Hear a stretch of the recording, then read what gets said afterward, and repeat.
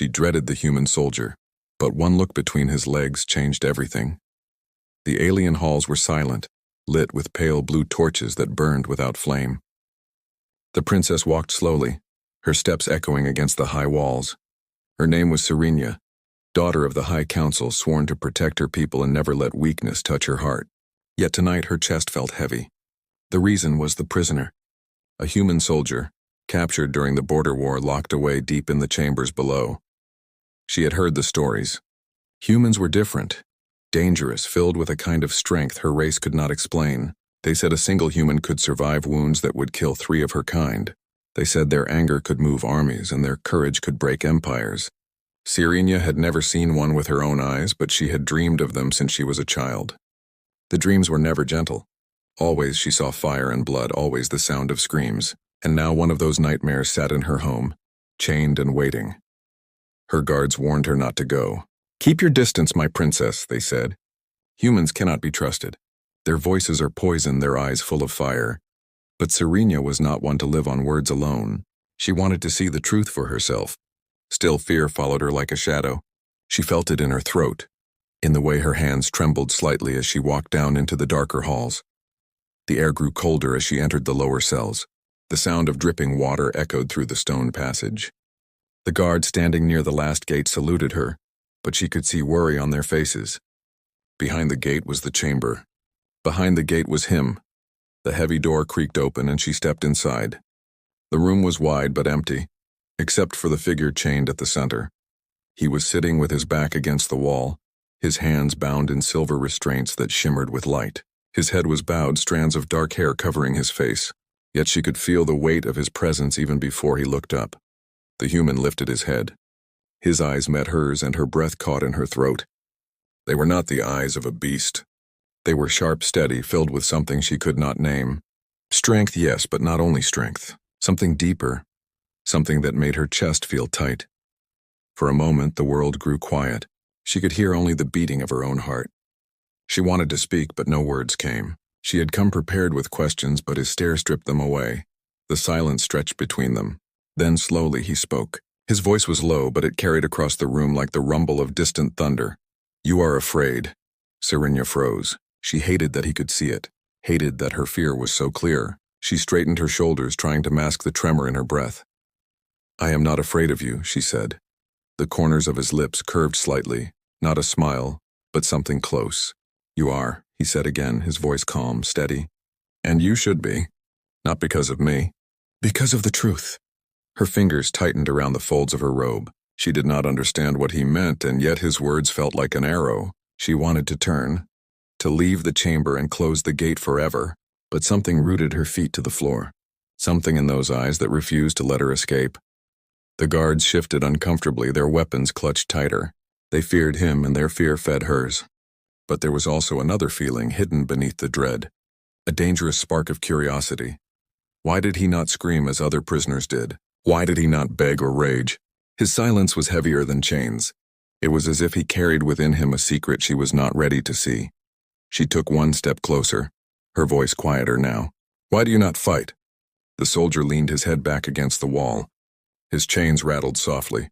He closed his eyes, and for a moment she thought he would not answer.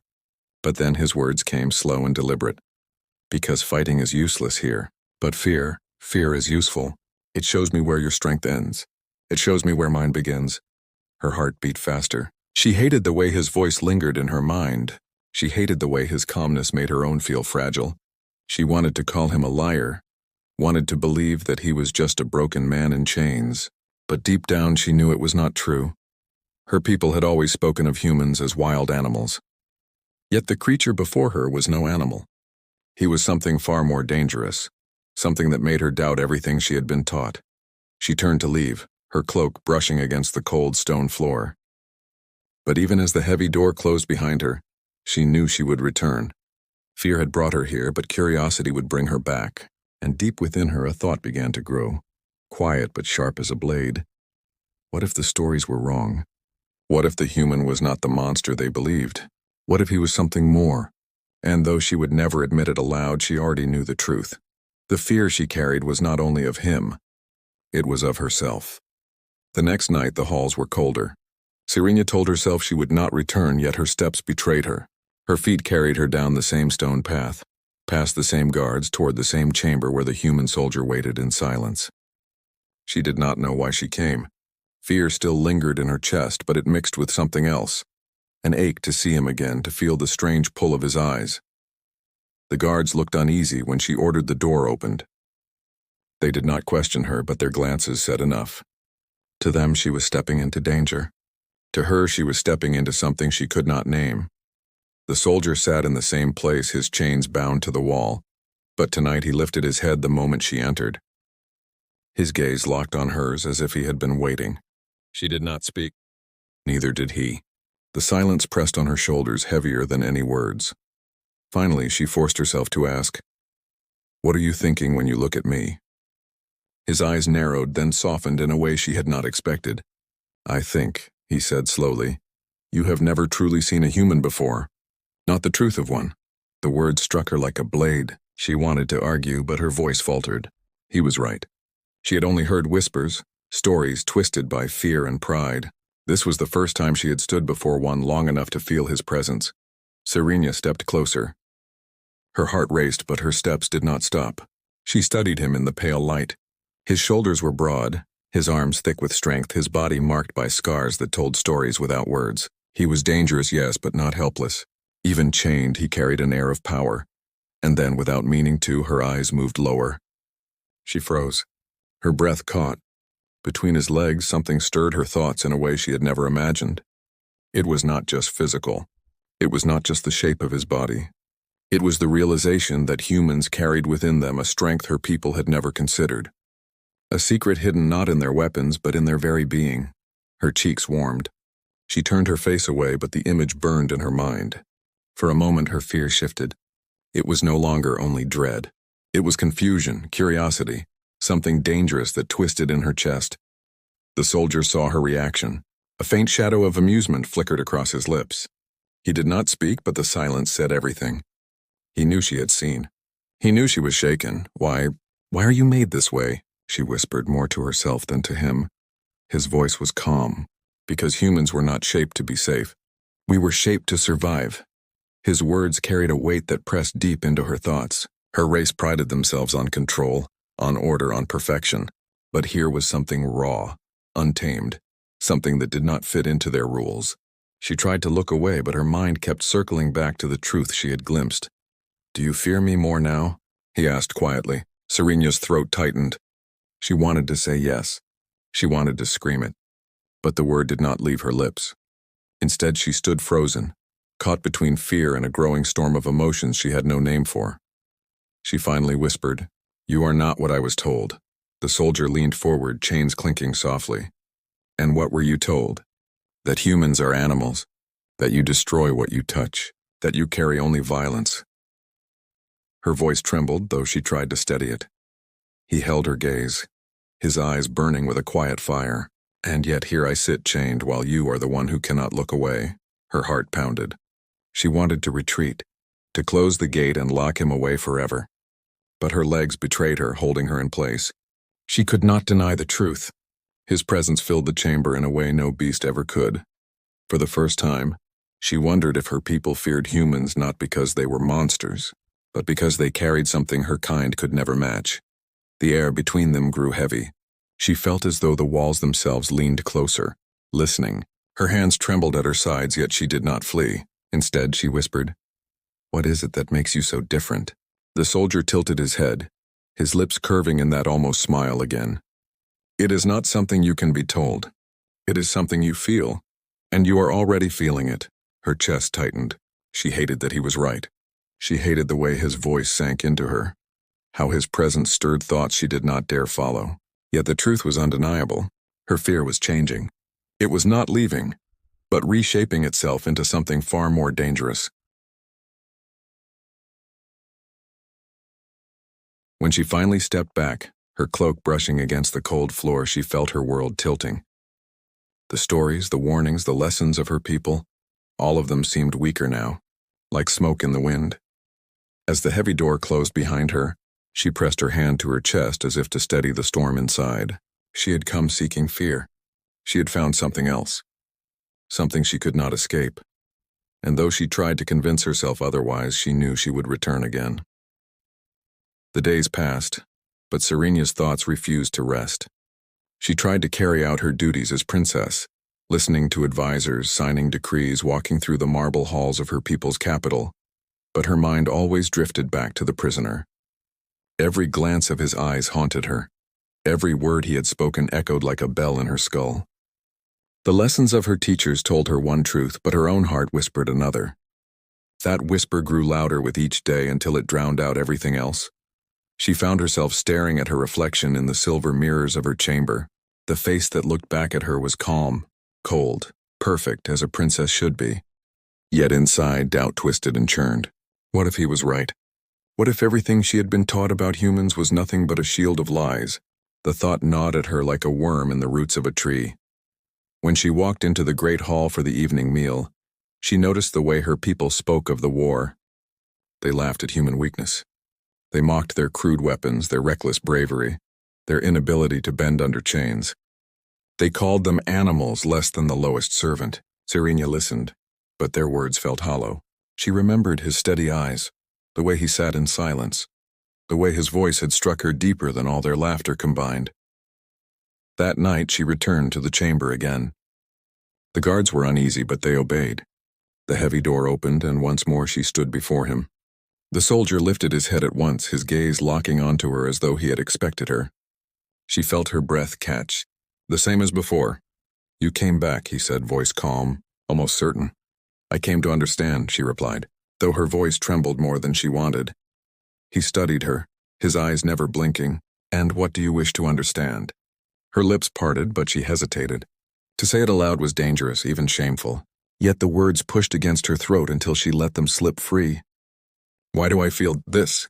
Why do I doubt what I have always believed?" The human leaned forward, his chains rattling softly. "Because lies feel safe. Truth does not. And you have touched the truth now. It will not leave you."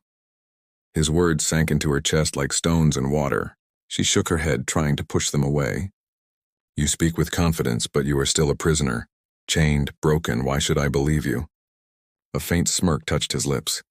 "Because even in chains I am freer than you." Her heart raced. She hated his words, hated how sharp they were, and yet she could not deny them. Her whole life had been duty, obedience, control. She lived in a cage built of pride and rules, one she had never seen until now. "Humans," she whispered, as though testing the word. "You should not be strong. You should not stand against us. You should not." She trailed off, unable to finish. "But we do," he said, "because we are not bound by fear. We are bound by something else. We fight because we must. We live because we refuse to die. And when everything is taken from us, we still have one thing left." Her eyes narrowed, curious despite herself. "What is that?" His gaze burned into hers. "Hope." The word struck her harder than a blade. Hope. In her world, hope was weakness. Her people believed only in power and order. Yet here, chained and broken, the human spoke of hope as though it was a weapon sharper than any sword. She turned away, unable to look at him, but his voice followed her. "You feel it too, do you not? That your world is not as strong as you were told.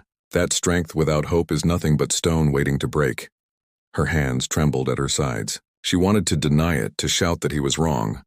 But the truth pressed heavy on her chest. She remembered the hollow laughter of her people, the empty pride in their words, and she realized how fragile it all seemed compared to the fire in this prisoner's eyes. She whispered, "If my people heard me speak of these thoughts, they would call me a traitor."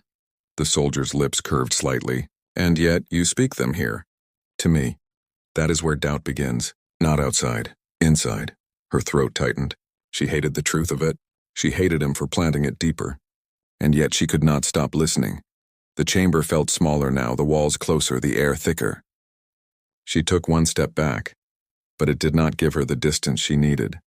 The human was inside her thoughts, his words carving paths she could not erase. Finally, she turned and walked toward the door. Her legs felt heavy, each step slower than the last. When the door closed behind her, she pressed her back against the cold wall of the corridor, her chest heaving. The doubt was growing. It was no longer a whisper. It was a storm. And no matter how much she tried to bury it, she knew the truth. It would only grow stronger. That night, lying awake in her chamber, she stared at the ceiling until dawn. Every time she closed her eyes, she saw his face. Every time she tried to silence her thoughts, she heard his voice. Her people believed she was pure, unshaken, untouchable. But inside she was unraveling, and deep within her a seed had been planted, a seed of doubt that would one day grow into something her people could never destroy. The dawn came without rest. Scifi sat by the wide glass windows of her chamber, her eyes tracing the endless stars above. For the first time in her life, the stars felt far away, unreachable, like cold watchers that judged her every thought. She had always believed herself to be strong, steady, the perfect daughter of her people's council.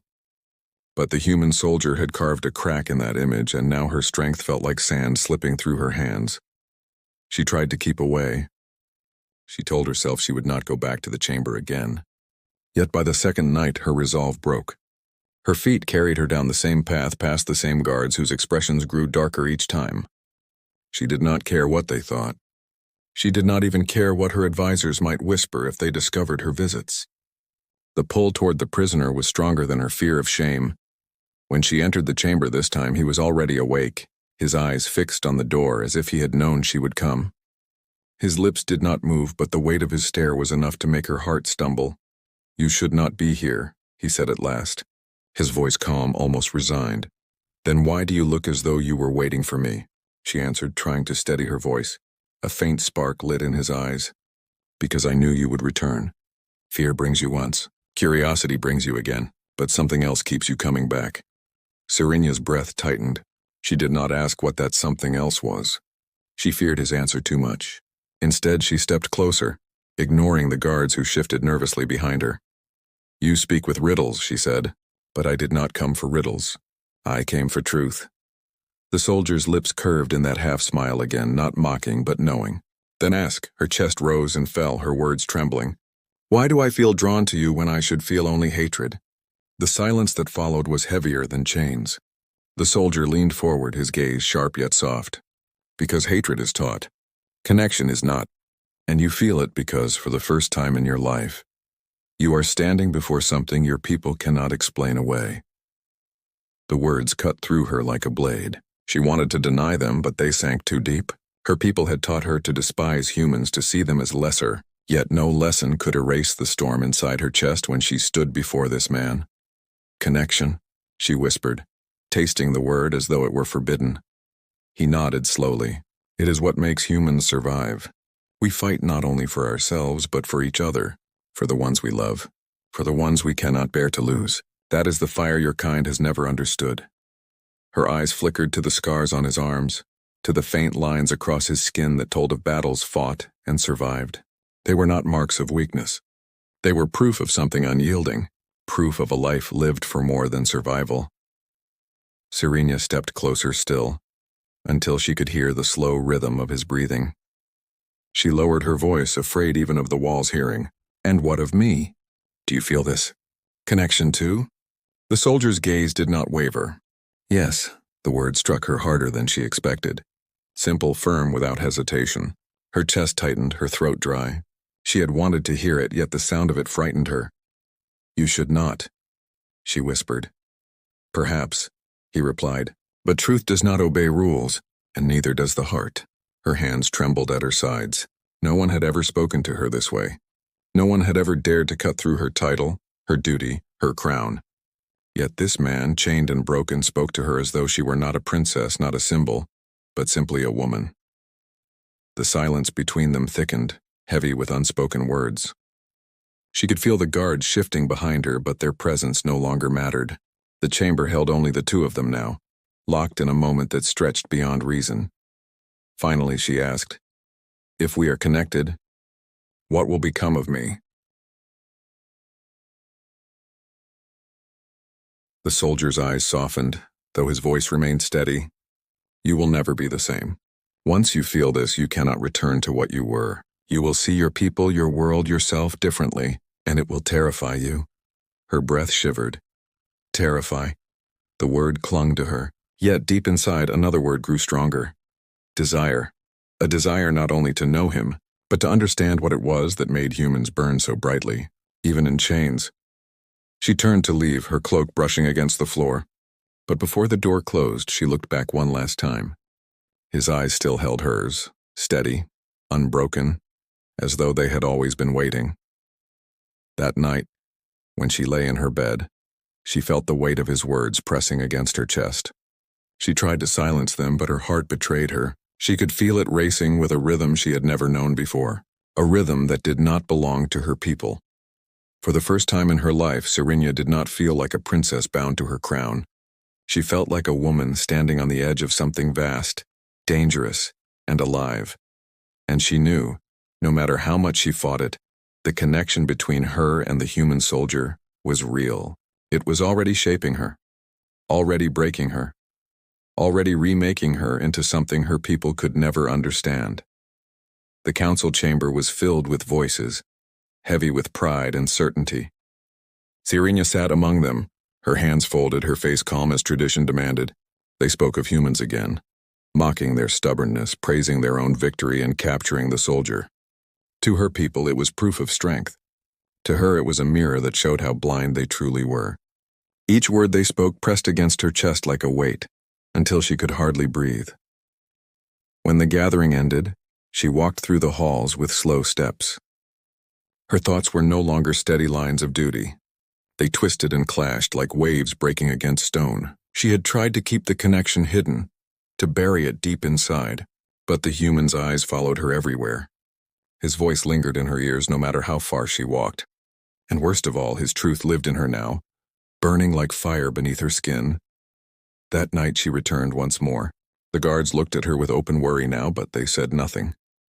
The heavy door opened, and the chamber revealed the figure she could not escape. He sat as he always did, his chains clinking softly as he raised his head. His eyes caught hers instantly as though no time had passed. "You carry the storm," he said, her throat tightened. "What do you mean?" "The doubt has become change. You cannot go back." She stepped closer, her cloak brushing against the floor. Her voice was softer than before, almost broken. "Why me? Why is it me who feels this way? Others pass by you and see only an enemy." "But She stopped, unable to finish. The soldier leaned forward, his gaze unyielding. "Because you are not blind. You saw the truth once, and it has followed you. You saw more than a prisoner. You saw a human." Her heart pounded. She hated how easily his words pierced her.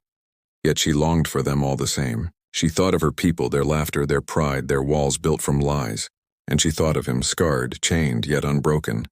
Which one truly held strength? "Do you know what will happen if they discover my thoughts?"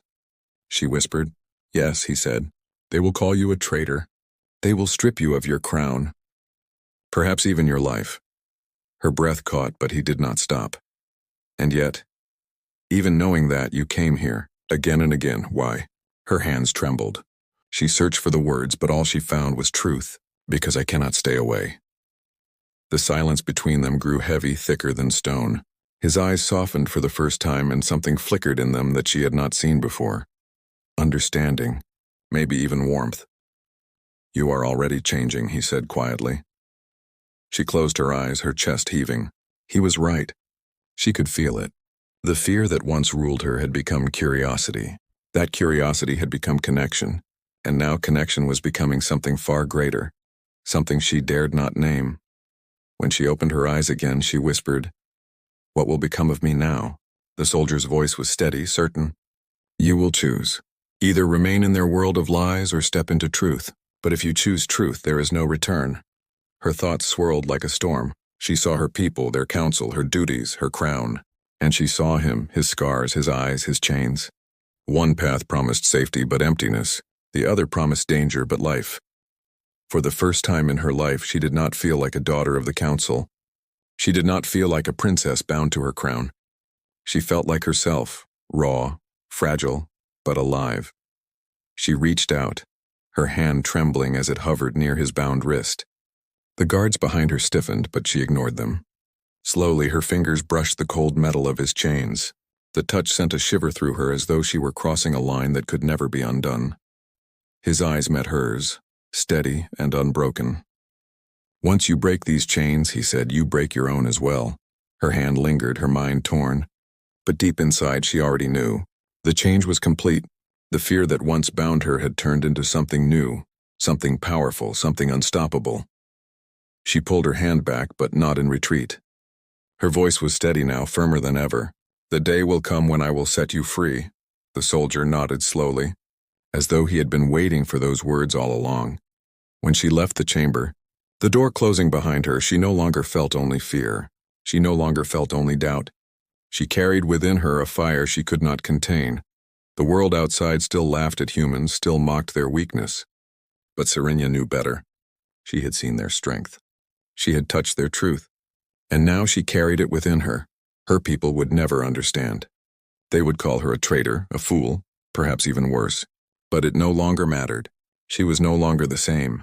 The fear that had once defined her was gone. In its place stood change. A change that would alter not only her fate, but perhaps the fate of both their worlds.